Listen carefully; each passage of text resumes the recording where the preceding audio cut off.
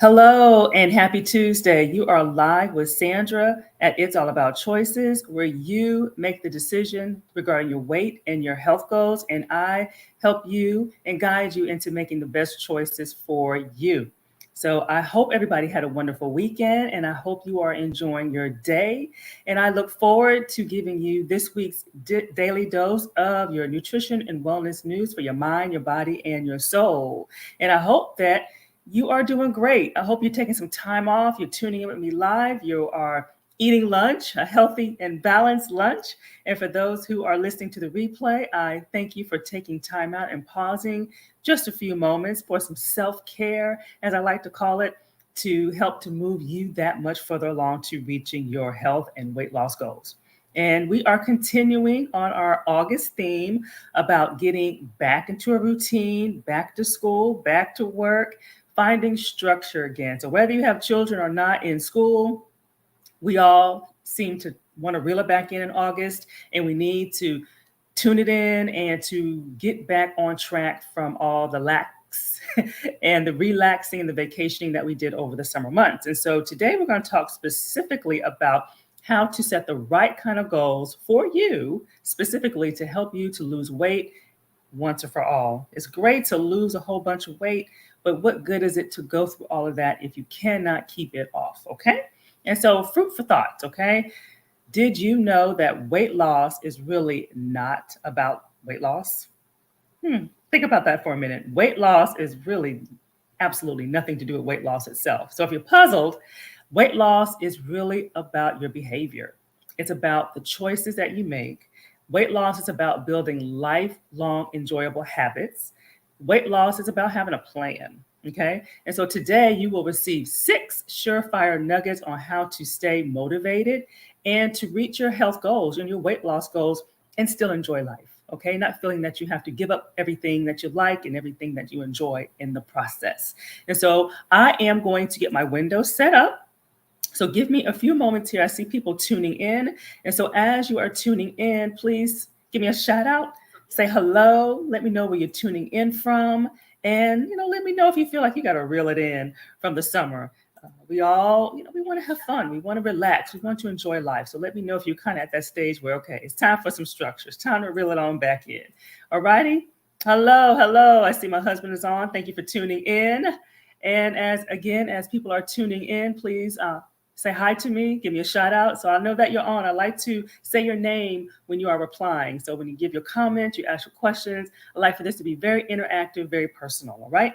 And so a quick introduction of myself for those who do not know me. I am Sandra Goldtree, and I am a registered dietitian, licensed nutritionist, and I simply teach adults and give them the necessary tools and techniques to break those weight loss plateaus, move towards a healthier relationship with food, and effectively control food cravings. All of those things are important when you are trying to lose weight, maintain your lost weight, and just simply to have overall good health.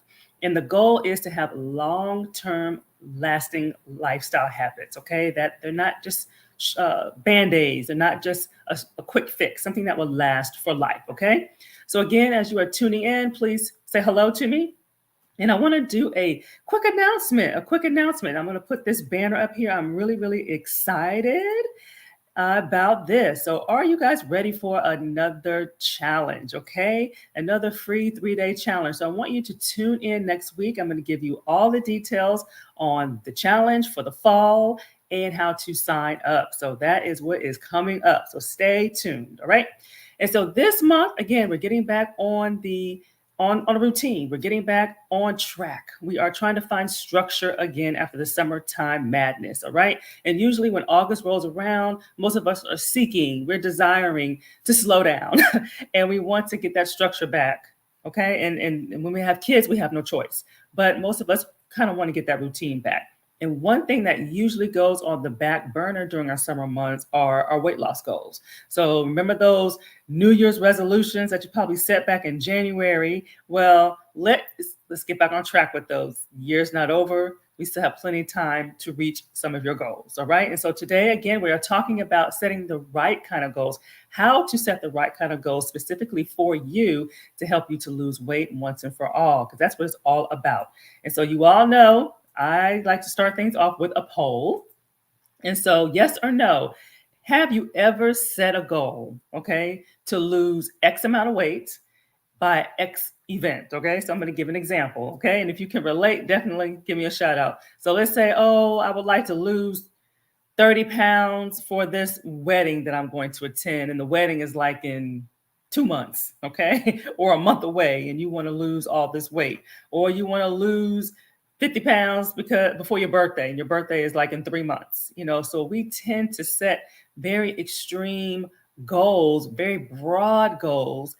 And sometimes we're setting ourselves up to fail because they're too broad, they're unrealistic, or we don't know how to reach them. Okay. So if you've ever said anything like that, I need to lose a whole bunch of weight because I got a family reunion, I got a class reunion, I got this trip I want to go on, or you are the bride to be itself and you're trying to lose weight so you can get into this dress. So think about those things. We all do it. So no judgment zone there. So anybody can relate, definitely. All right. How you doing, Krista? So she can relate to wanting to do that. We've all been there. All right.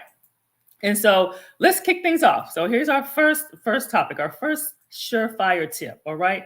And so setting realistic weight loss goals. Okay. Now, the most important thing that you can do, you want to set goals that are achievable. Okay. And what does that mean, achievable? That means instead of gunning for that big, that scary goal weight, like maybe overall you want to lose 100 pounds. Okay. That can be daunting in the beginning because, we all want to do it in 3 months, but it took us more than 3 months to get there. So you don't want to gun for that big goal. Yeah, you have that in the longer term, and we have that in mind. We know that's our ultimate goal, but we got to break it down into smaller steps. Okay. And so constantly thinking about your final goal can make you feel overwhelming. It can shut you down and it can demotivate you, especially if you feel like it's not coming off fast enough. So how many people have felt that way? Oh, it's not coming up fast enough, so I'm going to just give up. And so, but don't miss this part though. It's about setting small goals and figuring out what you want to do and what you're willing to do to get there. So that's the big thing. It's all about setting small goals and then figuring out what you want to do or what you're willing to do in order to get there. Okay. Because we gotta put a little skin in the game, right? So stop picturing what you're going to look like a year from now.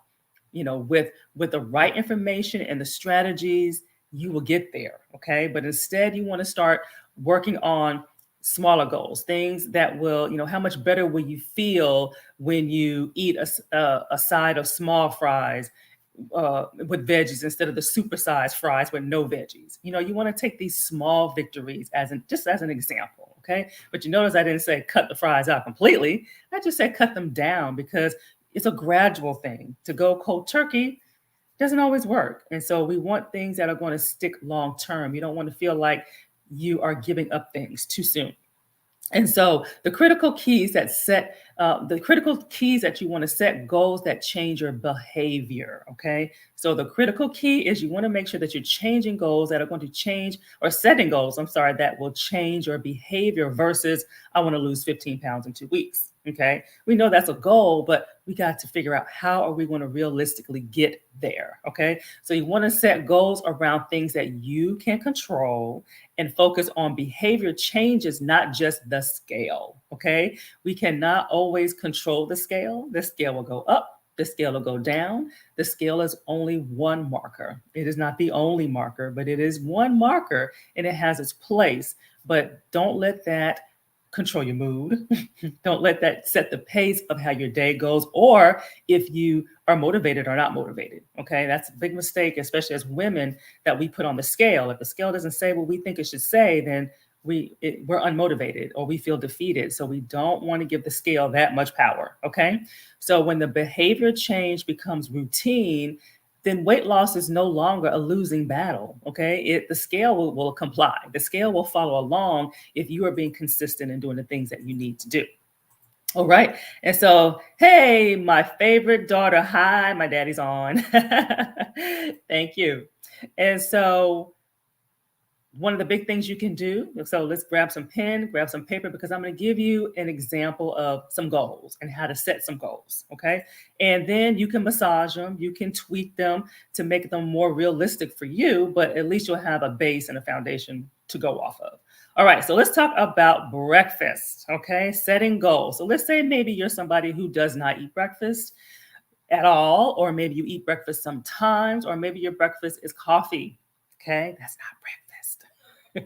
I'm sorry, that's not breakfast. So you can have coffee with your breakfast, but coffee alone is not breakfast. So I talk about that a lot in some of my lives. So here are some details. So uh, pick which scenario is closest to you. So, do you skip breakfast or, like I said, primarily drink coffee, okay, for your breakfast? So, if this is you, if you find yourself skipping breakfast or coffee is kind of your go to give you that energy, then false energy. I will say it's false energy, but to give you that energy, then every day this week, I want you to set a goal. I will eat breakfast that will contain a variety of whole grains, some protein, and some healthy fats. Okay. Now, and that's a mouthful, but all that is your macros. So a lot of people know the term macros, carbs, protein, and fats, but specifically, we're talking about whole grains here. So for an example, you can have a whole grain English muffin. You can put something on it. You know, if you want to put some nut butter on there of your choice, you have some apple slices with it.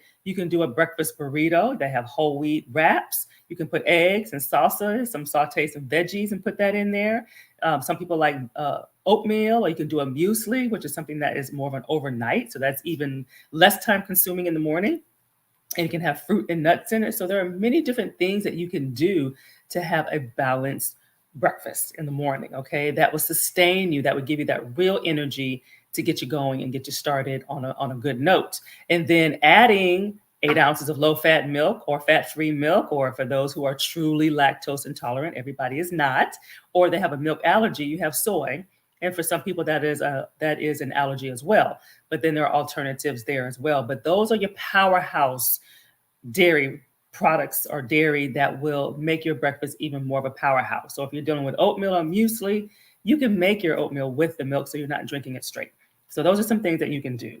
And then another way is maybe you're trying to get more fiber in, okay? Maybe things aren't moving like they should move, or you have some GI issues that you have going on. So think about this. I will eat brown rice or some kind of whole wheat pasta or whole wheat bread instead of white rice, instead of white pasta, instead of white bread, at least with one of your meals a day. Okay. We want more, of course, but you want to start off small. If you've never done it, you have to start small. And then you will find yourself wanting to do more, craving to do more. And then that way you're more compliant longer term. Okay. So the key is not avoidance, it's about portion control. Because I know a lot of times people say, oh, I shouldn't eat rice, or I shouldn't eat pasta, or I shouldn't eat bread. But again, you want the kind that has the nutrients in there. Okay. And so you want to get the healthier ones that have the most nutrients that are packed to help support your body. And so, which one of these goals do you feel like, is easiest for you to jump into? So think about which one works best for you. Do you need to work on being consistent with breakfast? Or maybe you eat something, but maybe it's just a piece of fruit. Maybe you need to add slice of toast to that, have an egg with that, something to make it more of a balanced meal. Or maybe you need to increase the fiber intake. So those are some things that you can think of, at least for breakfast. That's usually a very good place to start, because it does start your day off, and it is the most important meal of the day. So the cliche is definitely true. So I have some more for you. I have 4 more for you. All right. So let me see if I have any comments, and I will. Okay. So any comments or questions, feel free to ask. I am here to address. Okay. And so let's talk about some more realistic weight goals or realistic weight loss goals that you can set. So let's talk about vegetables. Okay. Vegetables or plant-based protein meals. Okay. So maybe this is something you need to incorporate more of. A lot of times people say, I don't eat enough veggies, I don't like veggies, or some people want to have more plant-based protein in their routine. Okay. So you don't have to go vegan. You don't have to cut out, all animal-based. You don't have to do that to get the job done, because it does have its place. So you got to understand, when you cut it out, you got to understand how to replace it without losing the nutrients and creating other problems. So, but, I'm all for having a meatless meal. That's always a good thing. So there's no harm in that. And that's part of balanced eating. So let's try, maybe you need to get more vegetables in. So try this goal. Maybe you'll have a recipe. I love cooking with recipes.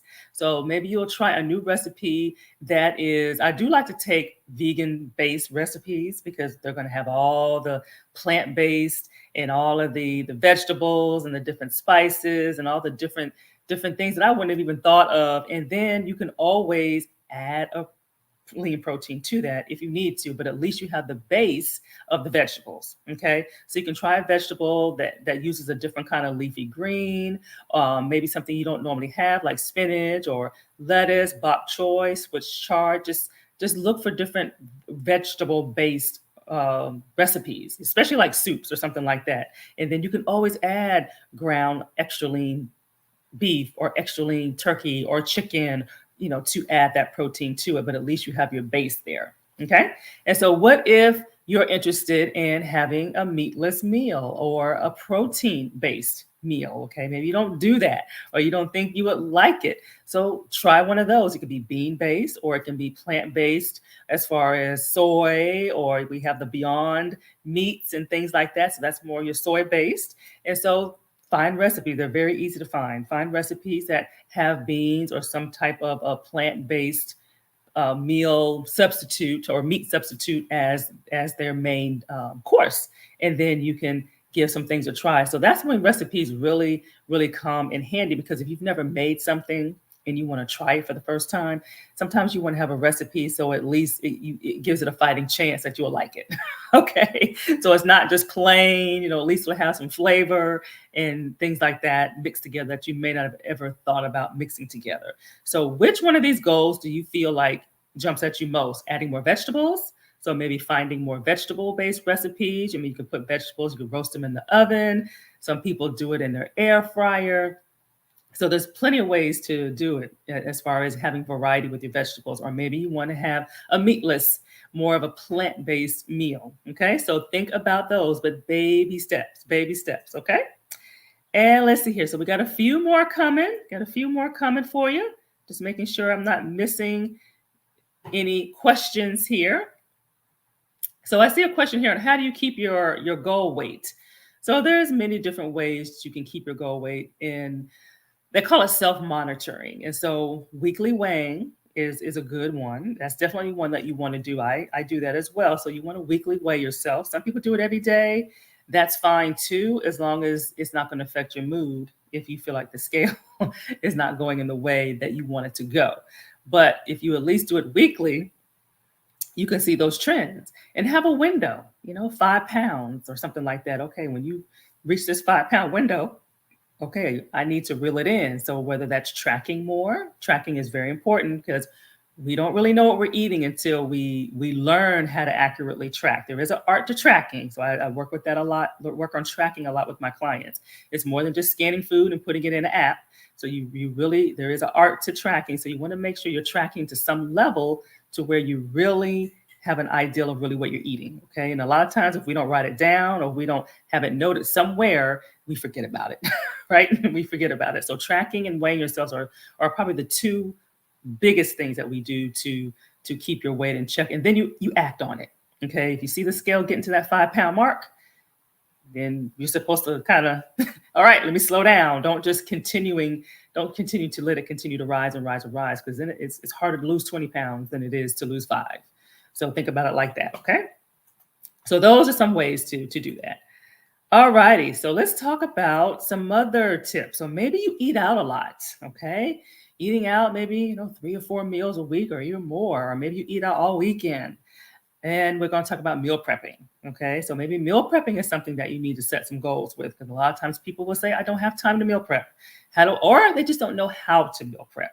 And so let's talk about eating out. So maybe you need to eat out less often. So one way you can do that, whether you go into the office or not, I always like to say, even if you work from home, pretend like you are still going into the office, because you work from home, you're busier than when you're working in the office. You're in more meetings at home for some reason, and it's more difficult to get away to eat. And so we have the best intentions. Oh, the kitchen is around the corner. I could just get everything that I need. But pretend like you are going into the office. Have your stuff packaged up in your containers like you're going to work, because all you want to do is grab it, put it in the microwave and go. Okay, you don't want to have plates out and pots out and looking for things and trying to package it together. So aim for packing your lunch at least 3 days a week instead of going out for lunch every day or going out for breakfast on the way to work.